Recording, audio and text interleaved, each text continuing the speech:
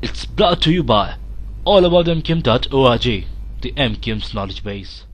کے لیے ضروریات کو پورا کرنے کے لیے ہمارے پاس 8 فلٹر پانی موجود ہوگا. اسی طرح سے سیوریج یہاں کا بہت بڑا مسئلہ تھا، ادارہ کر رہا ہے، نہ ہی فیڈرل گورنمنٹ کا کوئی ادارہ کر رہا ہے، نہ ہی کسی ڈسٹرکٹ کا. حالانکہ سندھ میں تو 23 ڈسٹرکٹ ہیں، لیکن اس کو صرف ہم مانیٹر کریں. اچھا،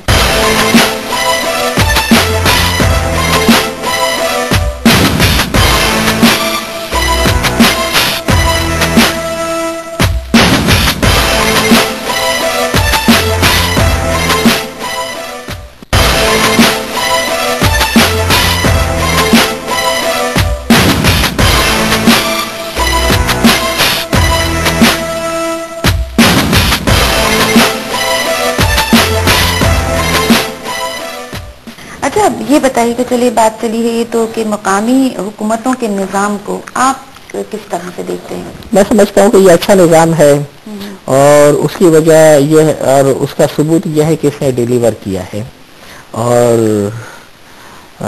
اس میں ایسی کافی گنجائش موجود ہے کہ یہ اپنا لوگوں کو ڈیلیوری دے سکتا ہے.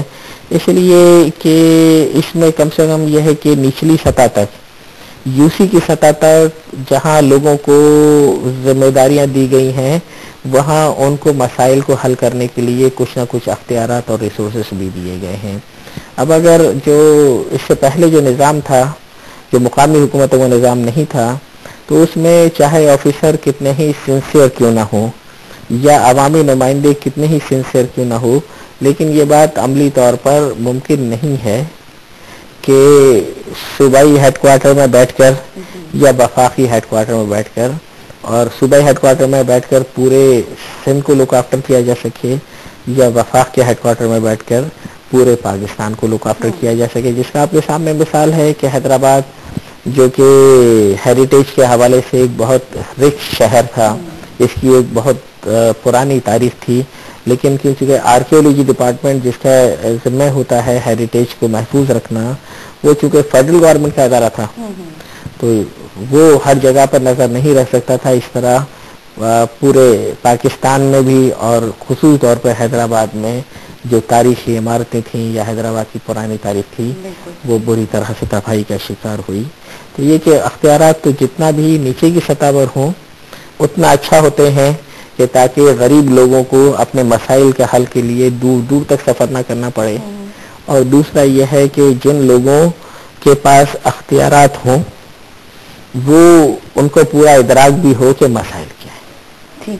اچھا، اس نظام کے اثرات کیا مرتب ہو سکتے ہیں، اس بارے میں آپ کیا کہیں گے؟ کس نظام کے؟ مقامی حکومتوں کے. اس مقامی حکومتوں میں چونکہ پوری دنیا میں آلموسٹ ذرا سی تبدیلی کے ساتھ یہی نظام موجود ہے اور یہی نظام ڈیلیور کر رہا ہے.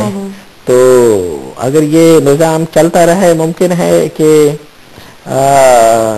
جو اس نظام کے ساتھ الیکٹ ہونے والوں میں سے جس طرح 5 انگلیاں برابر نہیں ہوتی، اس طرح تمام لوگ جو ہے وہ ممکن ہے یکساں طور پہ ڈیلیور نہیں کر سکے ہوں. لیکن بہرحال چونکہ وقت کے ساتھ ساتھ عوام بھی باشعور ہو رہے ہیں. آج ہمیں یہ فخر ہے اس بات پر کہ جس طرح سے نہ صرف ہم نے حیدرآباد میں ڈیلیوری دی،